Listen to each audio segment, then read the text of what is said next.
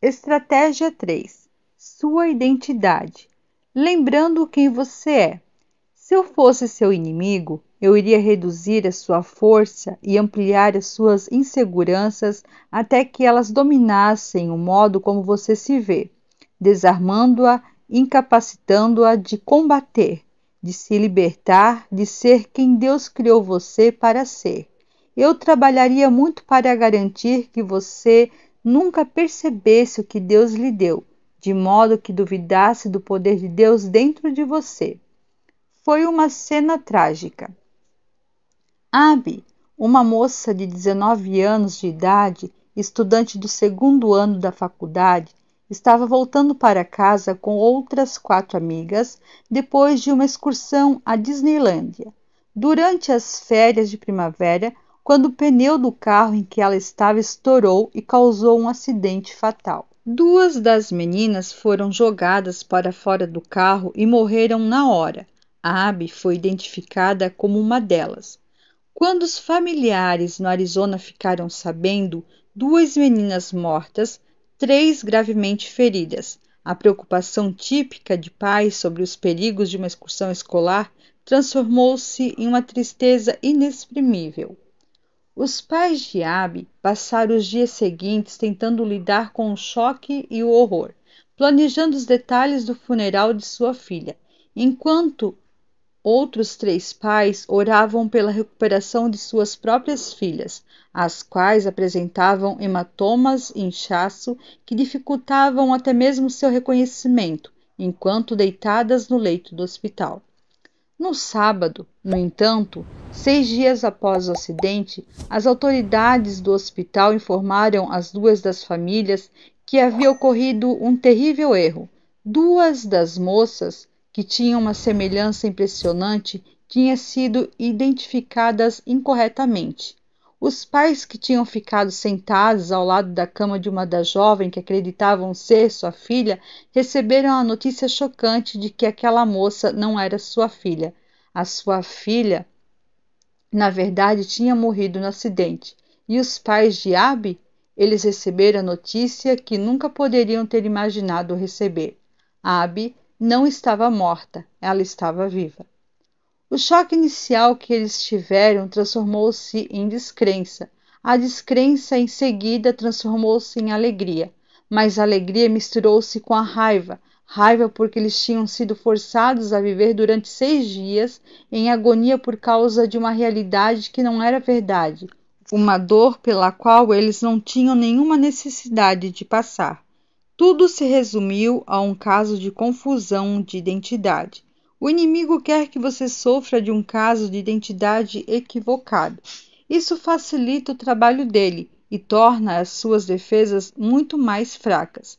Ele está fazendo horas extras para manter a sua identidade mascarada para impedir que a verdade sobressaia, que na verdade você está viva e livre e fortalecida pelo próprio Espírito de Deus para lutar vitoriosamente contra o inimigo. Ele prefere conspirar para mantê-la em um constante estado de luto, lamentando sobre não ser quem você desejaria ser, em vez de alegrar-se sobre quem você realmente é, situação que é afligida pela insegurança e pela dúvida. É por isso que ele não quer que você ore, não ferventemente, porque a oração fervente mantém a sua verdadeira identidade em foco, lembra-nos de quem realmente somos e ativa em nós o poder que verdadeiramente temos em Cristo. Essa identidade autêntica é possivelmente um pouco diferente da que você percebe quando se olha no espelho todos os dias, ou quando está inquieta em um encontro social embaraçoso, ou quando você está comparando-se às grandes realizações de outras amigas, outros membros da igreja, e você sabe que é verdade, e mesmo pessoas totalmente estranhas. Também não é a identidade que seu inimigo quer que você tenha em mente quando ele está agindo estrategicamente contra você, quando ele está se direcionando para uma posição de ataque. Ele quer que você esteja sem vida, sem compromisso e convencida de que não tem nada de valor para oferecer. É por isso que ele não quer os seus olhos na palavra ou os seus joelhos no chão, porque é nesse momento que a luz aparece. É aí que você descobre a boa notícia, talvez a notícia surpreendentemente eufórica de que está viva e totalmente equipada para se manter firme contra ele. Noutro tempo, eres trevas. A Bíblia diz sim, noutro tempo, antigamente, mas agora luz no Senhor, filhos da luz, capazes através de Cristo de produzir o fruto do Espírito. Efésios 5, 8 ao 9. É por isso que Paulo, em sua carta colossal aos Efésios, saiu gritando pelo portão de saída com um lembrete após outro sobre as bênçãos espirituais que recebemos como puro resultado do amor de Cristo para conosco, proporcional ao enorme valor que ele colocou em nós. Eu quase hesitei em listá-los por receio de que você pudesse lê-los e achá-los muito familiares e já conhecê-los, mas eu estou pedindo que você os absorva em sua alma. Deixe o esboço da identidade que Paulo fez em Efésios 1 incorporar-se à base de suas inseguranças mais profundas. Você está equipada por meio de Cristo com todas as bênçãos espirituais. Versículo 3. Foi escolhida em Cristo antes da fundação do mundo. Versículo 4. É considerada santos e sem culpa diante dele. Versículo 4. Foi adotada mediante o beneplácito de sua vontade. Versículo 5. Foi redimida e perdoada segundo as riquezas da graça. Versículos 7 e 8. É destinária de uma herança gloriosa no céu. Versículo 11. Está garantida para sempre pelo Espírito Santo da promessa. Versículo 13 e 14. Eu poderia prosseguir, como Paulo faz. Isto é apenas uma rápida amostra de um capítulo de um livro da Bíblia, a partir de um pequeno canto do celeiro de bênçãos de Deus, derramado com 1000 manhãs de Natal, todas as manhãs, cada vez que você acorda para um novo dia parcialmente nublado. Mas o que eu mais amo, e que o diabo seriamente espera que você não note, é que Paulo não apenas entregou tudo isso como uma aula, anotando punhados de informações na lousa, assunto que é melhor você aprender para o próximo grande teste que se aproxima. Agora, bem no meio do ditado de Paulo, observe como seu monólogo preparado, em torno dos versículos 15 e 16. Começa a se transformar perfeitamente em uma oração. Você acha que ele está apenas falando e em seguida ele está orando, orando para que os nossos olhos se abram e estejam abertos para realmente vermos e reconhecermos quem realmente somos. Ele ora para que nós recebamos um espírito de sabedoria do Pai. Versículo 17. Sejamos iluminados para compreender a esperança do seu chamado. Versículo 18. Reconheçamos as riquezas da glória de sua herança. Versículo 18.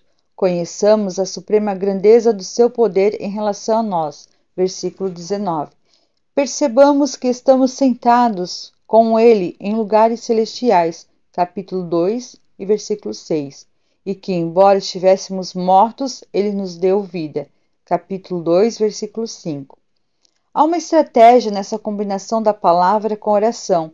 A partir da Escritura, recebemos a prova escrita do que Deus tem feito por nós, do que Ele nos criou e nos chamou e nos capacitou para ser.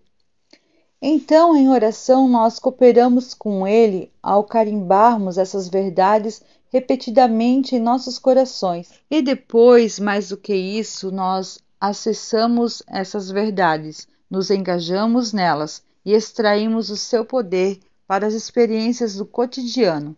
Na oração, nós assistimos as palavras virarem uma nova página para nós, tanto para os nossos corações como para a nossa vida cotidiana. Na oração, nós sentimos um reforço que nos energiza. E depois, mais do que isso, nós acessamos essas verdades, nos engajamos nelas e extraímos o seu poder para as experiências do cotidiano. Na oração, nós assistimos as palavras virarem uma nova página para nós, tanto para os nossos corações como para a nossa vida cotidiana. Na oração, nós sentimos um reforço que nos energiza com uma confiança santa. Na oração, nós partimos como pioneiros, esculpindo novos caminhos neurais dentro de nossos cérebros, transformando a maneira como pensamos sobre nós mesmos, recebendo e crendo em nossa verdadeira identidade, aquela que foi estampada em nós no momento em que corremos para o pé da cruz. Ore longamente o suficiente e você não só perceberá que está realmente viva, mas também ficará zangada, furiosa, por perceber que você tem vivido em angústia por tanto tempo, entristecida por causa de uma tragédia cujo resultado veio totalmente deturpado para nós. Como filhas adotivas do Deus vivo, se não estivermos orando estrategicamente de acordo com o que o nosso Criador e Redentor deseja, se não estamos nos chamando pelos nomes de acordo com a lista que encontramos em Efésios, se não estamos fazendo o diabo perceber que nós sabemos, assim como ele sabe, quem realmente somos, vamos sempre estar sujeitas às suas tentativas de nos desvalorizar.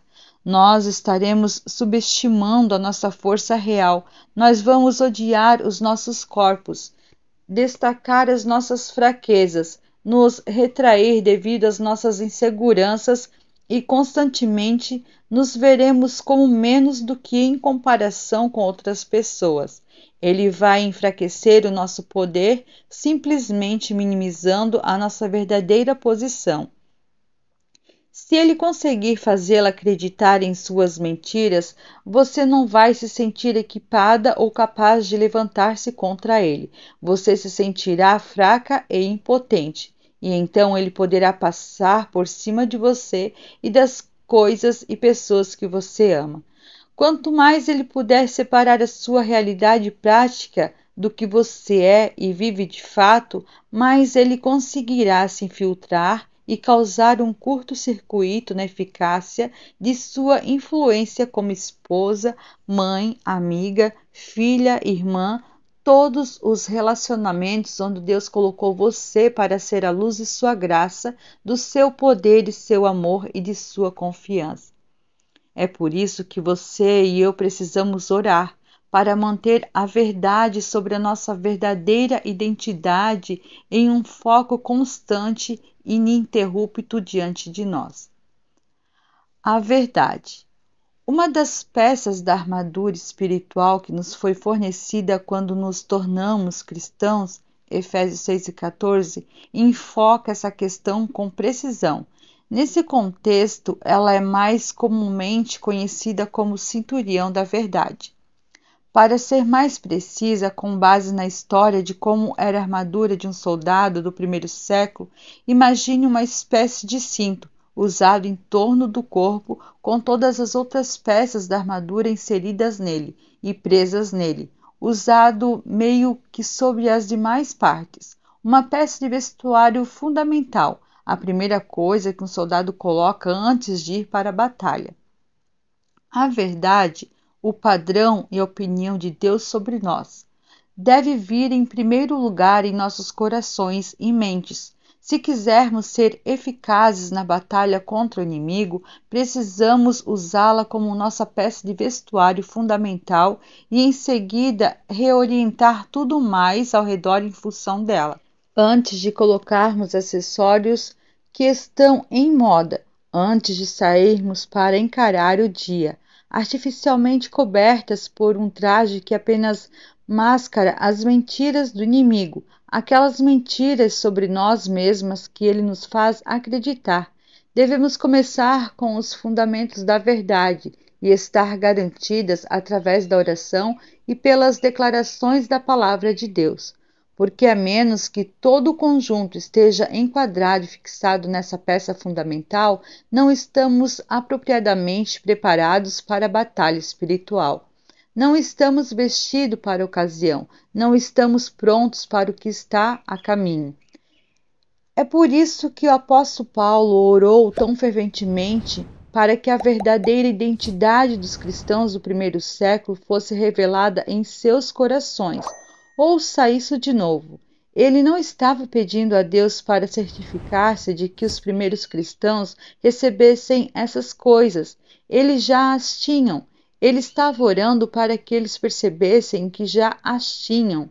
Não era uma lista de compras, era uma lista de embalagens. Elas não precisavam comprá-las, não precisavam fabricá-las. Eles só precisavam reconhecer que já tinham acesso a elas e agora podiam tomar posse delas e aproveitá-las ao máximo.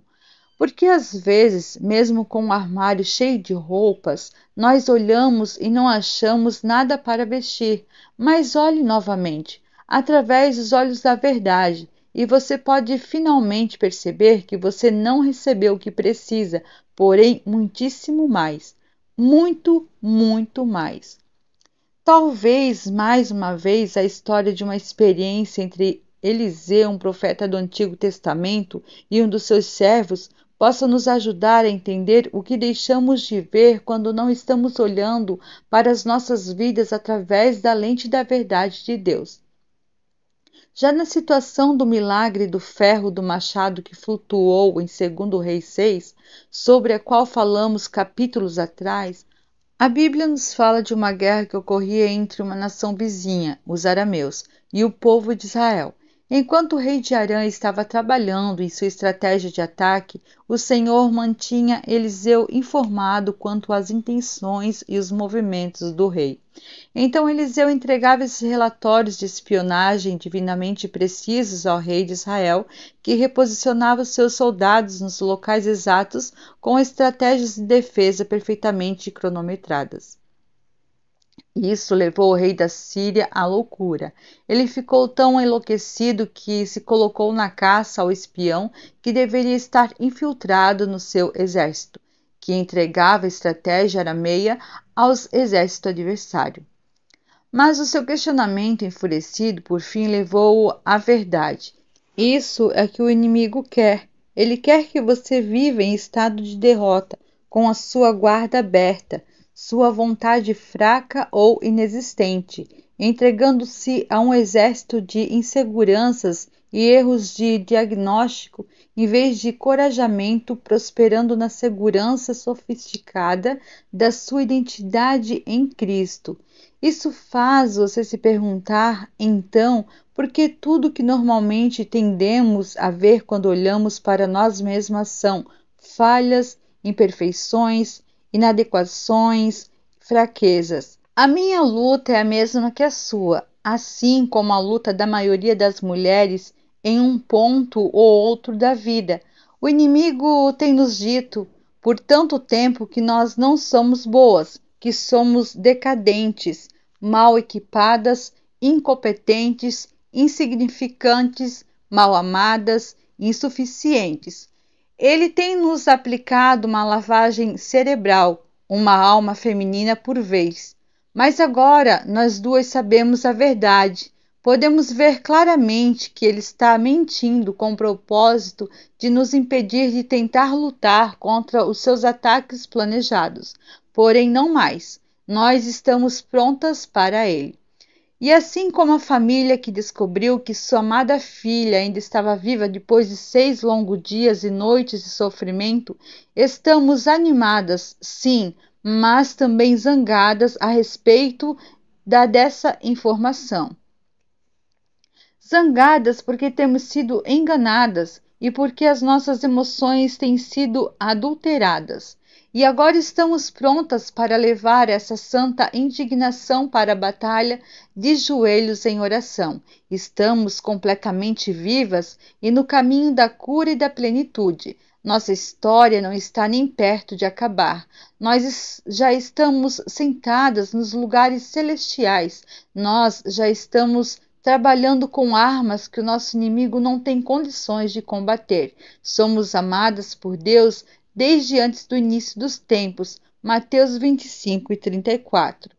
já dotadas com o Espírito eterno de Deus, segundo Coríntios 1:22.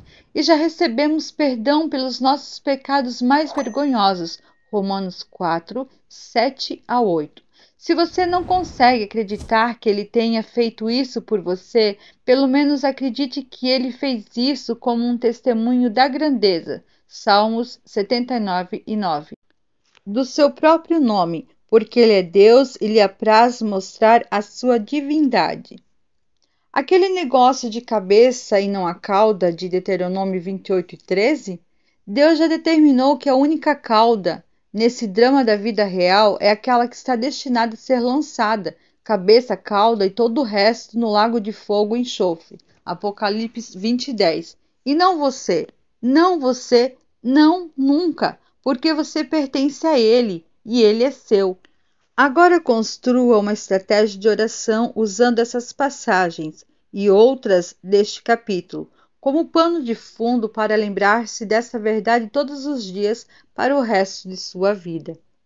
Todavia, Deus, que é rico em misericórdia, pelo amor grande com que nos amou, deu-nos vida juntamente com Cristo quando ainda estávamos mortos em transgressões. Pela graça vocês são salvos. Deus nos ressuscitou com Cristo e com ele nos fez assentar nos lugares celestiais em Cristo Jesus. Efésios 2, 4-6. Eu também te vesti com um trabalho bordado, e te calcei com pele de texugo, e te cingi com linho fino, e te cobri de seda.